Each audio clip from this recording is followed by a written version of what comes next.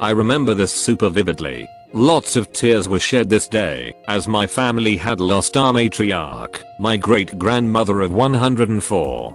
The family was torn to shreds last weekend, WKND of the 8th of November, 2019. So nonsense like this wasn't expected. A bit of backstory. My dad's family is full of many different ethnic groups. My aunts and uncles live all over the world, so they've married accordingly. However, this Em and Ek, about in their mid-40s and late 10s respectively, figured their emotions were more important than that of my own. I've always been close to my grandparents on my dad's side, and that hasn't changed, even when my mom, 52, and dad, 61, divorced, and I moved to Texas. Setting of the story is in my hometown of Wichita, Kansas. We've gone through a ton of losers since I was little. My great grandmother as of late, her daughter, my dad's mother, back on February 8th of 2017, and my gramps, who I wasn't old enough to remember. I've had my fair share of funerals, and if it wasn't seen as disrespectful, I would much rather mourn in secret. Yet every funeral I've gone to, my father has always saved me a seat in the front pews near him, so that I'm not lost in the sea. That is my dad's side of the family.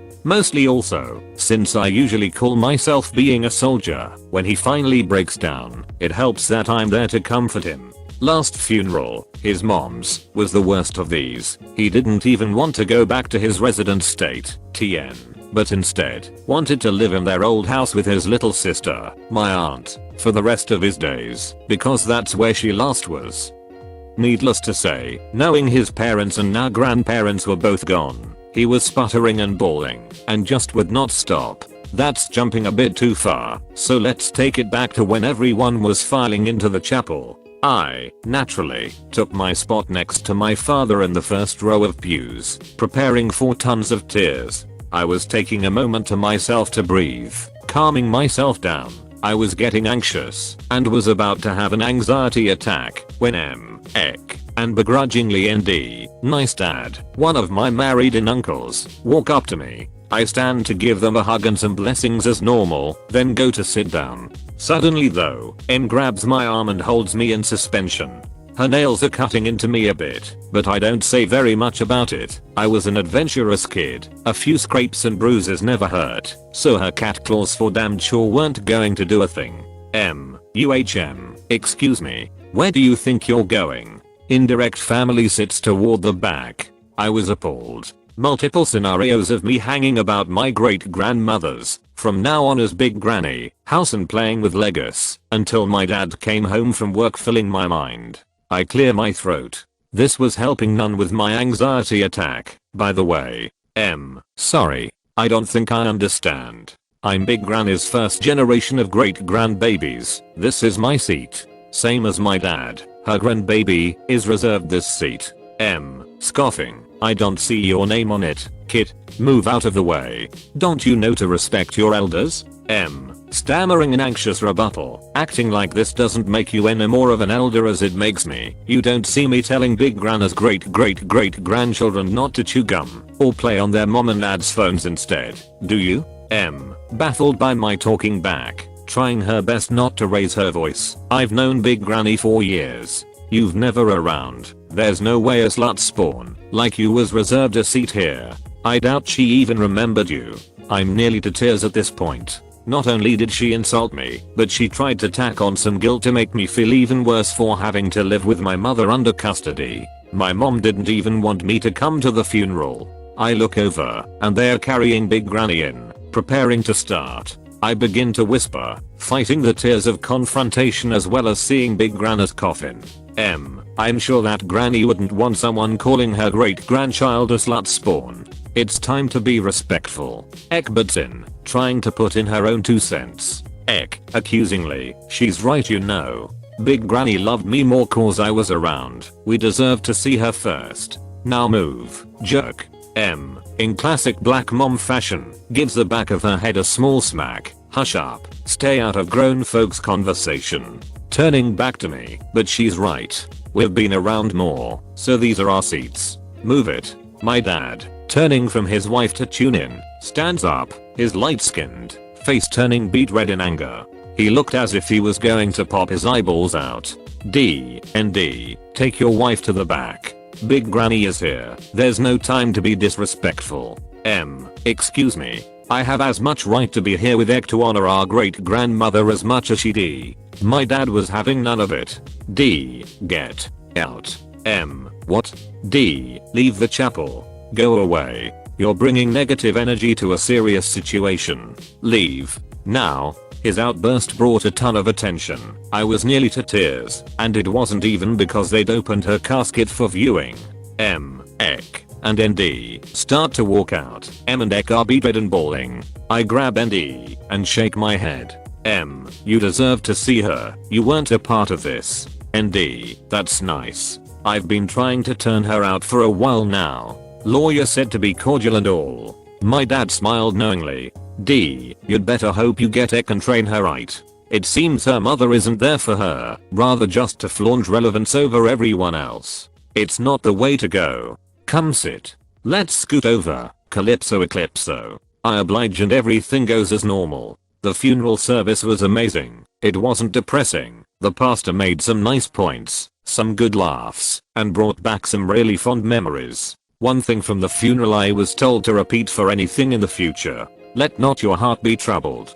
Thanks for reading. Sunrise, December 18th, 1915 sunset, November 2nd, 2019. Gone, but never forgotten. She watched the world change before her eyes and brought up a family worthy of continuing her legacy. May she rest in peace. Reunited with her family now past. Say hello to Gramps, Little Granny, Grammy and Paw Paw, and Kellen Miss Us Johnson for me. We miss you all. Backstory. I'm a 32 meters who is about 50 pounds overweight. I tried posting this before, but my comment karma was too low. So I was going for a morning jog in my local park. As I went past the playground, this kid cut right in front of me. I immediately came to a stop, but accidentally knocked the kid over. Me. I'm so sorry little guy. Are you okay? I helped the kid up. At this point Ep starts running over. M. Get the F away from my child, you pervert, she screams at the top of her lungs, and surrounded by kids. Everybody in the park is staring at us. M. This fattest hit my son. Me. I'm sorry, he ran in front of me, it was an accident. M then proceeds to scream at me for another 3 minutes, while her son looks down at the ground silently. Eventually I get tired of trying to explain myself, and decide to leave. As I turn away, M grabs me by the arm and digs in. M. Where the F do you think you're going? I yank away. She then grabs a can of pepper spray from her purse and sprays me directly in my eyes. I fall to the ground in pain. At this point bystanders are stepping in to calm her down. As I slowly regain my vision, I see 2 police officers walking over to the scene. They start asking what happened. M. This sick freak ran up to my son and threw him on the ground. This is where it gets good. The cop's dash cam was recording the whole thing from down the road. After reviewing the footage, they put M in handcuffs and took her away screaming. They asked me if I needed an ambulance, but I told them it was okay. Whatever pepper spray she used was weak as hell. Little backstory. My husband and I have been best friends since middle school. We officially went out in 8th grade, but his M couldn't stand another woman having his attention. He's the baby of the family, so she told him to break up with me, and disobedient kids go to hell. She's very religious. He was emotionally manipulated since then, and it ended when we got married. My husband has always been obedient to his parents, never rebelled, grew up singing in church and always helped out at home. M always got her way and is a show off to her brothers and sisters because she'll emotionally manipulate my now husband to buy her designer things. Not gonna lie, he makes great money and has worked his way up his company. He gets it for her because he believed he's a bad son for not complying. He paid for 90% of her bills, bought her a new RV despite of having a mortgage and 4 cars because, in her own words, it's always been her dream that we go camping as a family. He also paid for her credit card debt and bought a $2,000 couch when it was almost paid off by my husband. She also used the same credit card that my husband is paying off to have a vacation to Canada. She believes that because she is his mother who birthed him, and now he owes her. It got so bad that he still had a curfew at 22 despite of paying almost all the bills in the house. We missed out on so much things because he had to be home at a certain time.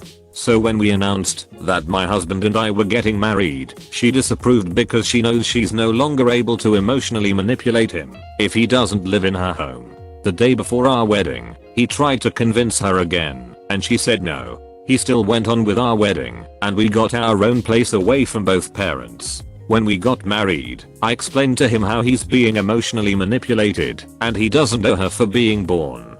He woke up and realized all the things he has done for her and told her he's no longer giving her money because he's got his own family now and is still hurt that she didn't show up for our wedding.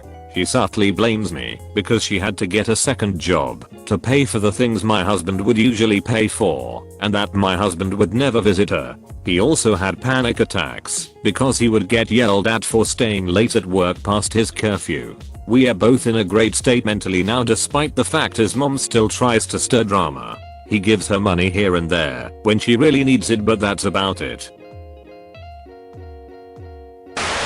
Thank you for watching. Slap that like button and comment your opinion on these stories below. I'm waiting. Write that comment. Seriously. Have you written it yet? If you don't comment, you make a bunny cry somewhere. You're not that kind of person. I know. Anyways, peace out and catch you tomorrow.